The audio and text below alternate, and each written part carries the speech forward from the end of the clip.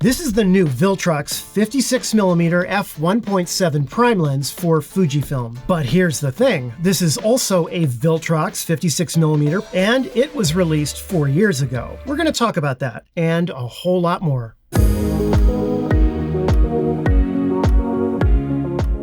Hi everyone, welcome to Pal to Tech. Today we are talking about the latest Viltrox 56mm f1.7 prime lens for Fujifilm cameras. Now this is the second 56mm that Viltrox has released for Fujifilm's X-mount. The other one is this one right here, which is the 56mm f1.4. Before I continue, I must tell you that Viltrox did reach out to me and they offered to send a copy of this lens so that I could take it into my laboratory and tell you what I think about it. However, just like always, this review is not sponsored by anyone. Viltrox was not allowed any input at all into the creation of this video, and they were not allowed to see this video until right now when it's been published for all of you. This sells for $180, which is $120 cheaper than the older 56mm f1.4. So in the past few years, I have reviewed almost every single Viltrox lens for Fujifilm cameras. The important point I want you to understand is that when I took the lens out of the box for the first time, I must admit that I did have my concerns. It is much lighter and it feels a bit more plasticky than, of course, the metal 56mm more expensive f1.4. And at first glance, of course, you can see why it is $120 cheaper. Unlike the more expensive previous model, the new Viltrox 56mm has no aperture ring. So when you're attaching it to your camera, you're going to be controlling the aperture using one of the command dials. And of course, this also means that you are not going to be able to easily and quickly lock it into an automatic setting like you would with the A right here. The aperture range on the lens is f16 to f1.7. And it has 9 aperture blades, and the lens contains 11 elements in 9 groups. On the front, you can put a filter size of 52mm. Of course, because it is a 56mm lens, that will give you an 85mm full frame equivalent. The minimum focus distance is 21.7 inches. So that's about, like this. So that's kind of on the farther side. And it's important to note that there is no built-in image stabilization with the lens. There is no weather sealing at all on the lens. And just like all of the other Viltrox lenses, there is a built-in USB port, which allows for firmware updates. If you are a regular viewer of this channel, you should know exactly what kind of USB port this is. If you don't, go check out my USB video. I will link to it down below.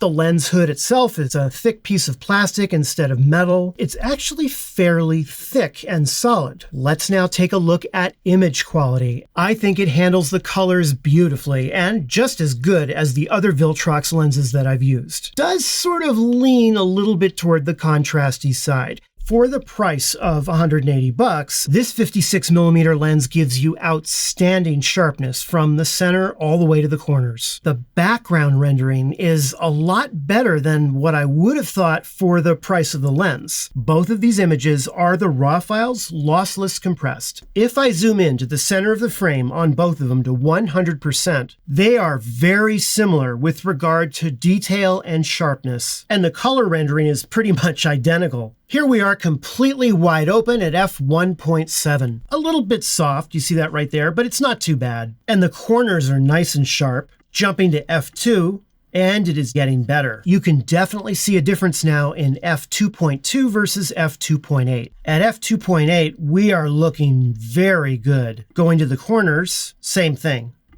And of course it continues with f3.2 versus f3.6. It looks really good.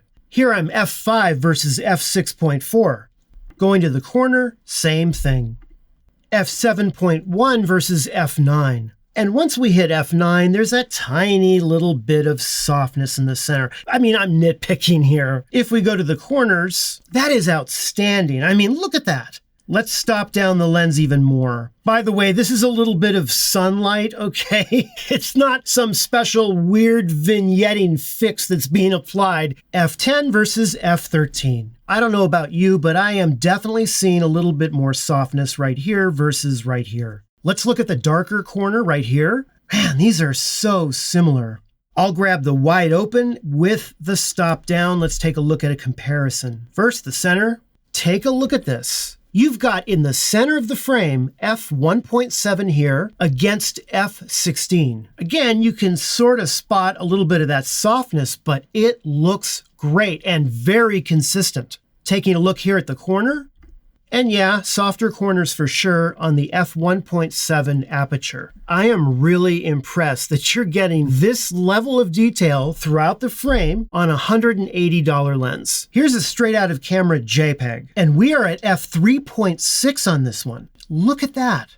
And here you can see f3.6 and the depth of field you'll get. You see it right here. Let's take a comparison look here. f1.7, f2.5, 4.0, 5.0, 6.4, 8.0, and again, you've got that background, which, you know, can be, depending upon your focal range, really isolating the subject or not. Just that level of sharpness is so nice. So the two primary differences between the more expensive and the less expensive 56mm, first of all, you get an aperture ring. And the other factor is that this one goes down to f1.4, while this new Viltrox 56mm goes to 1.7. What's the difference, really? So let's take a look now at both lenses compared as wide as I can get and look at the background. Look at this. I mean, both are doing a very nice job of isolating the subject. As I mentioned earlier, there is no image stabilization at all on the lens. And so if you're using a camera like the X-T5 that has an IBIS unit, that's what you want to be doing because it will give you that extra amount of stabilization. Meaning, obviously, that you can hand hold the camera and not worry so much about camera shake at those slower shutter speeds. Keep in mind that having IBIS, whether it's on the camera or built into the lens, does absolutely nothing. Nada. Zero if your subject is moving. Let's look at these straight out of camera JPEGs. And for all of these shots, we're going to be at f4.5. All right, this is 1/30th of a second at f4.5. Now we're at a shutter speed of 1/15th of a second. And this still looks pretty good. Here we are at 1/8th of a second. Still looking pretty good handheld. Here's 1/4 of a second. Not bad. If I zoom out, looks good to me. Now here we are at half a second. Starting to get a little bit soft, okay? And now we come to 1 full second. Have a look at this. Handheld the entire time the shutter is completely open. And well, we knew it had to come sometime. 1.5 seconds. And I don't know, maybe you have too much coffee and you're too hyper and wound up, you know? Even if you gave a mannequin 6 Valium and a shot of sodium pentothal, they wouldn't be able to hold the camera still enough. Let's talk about autofocus. This lens uses a stepping focus motor, which is actually pretty quiet. I'll hold it next to the mic and you can hear what it sounds like. Yeah, that's pretty much completely silent. The autofocus in general on this lens is slower than other Viltrox lenses that I've used. It is not on par with the autofocus that you would get with a native Fuji lens. Now, is that actually a deal breaker? Well, it depends on what type of photography you're doing. Fast action with autofocus on this lens, no. As you can see right here, I have the camera in AFC mode.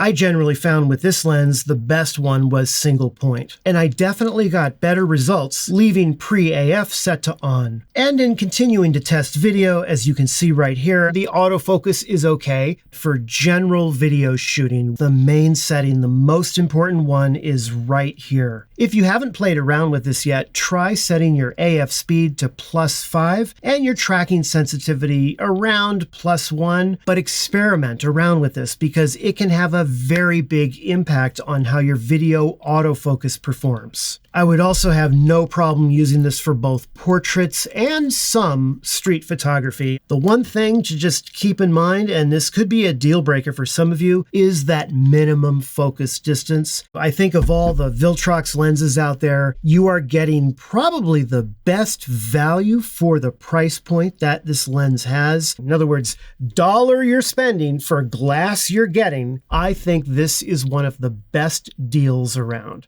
Well, anyhow, thank you so much for watching. If you enjoyed the video, let me know. If you think it sucks, let me know. And I will see you in the next video. Thanks again.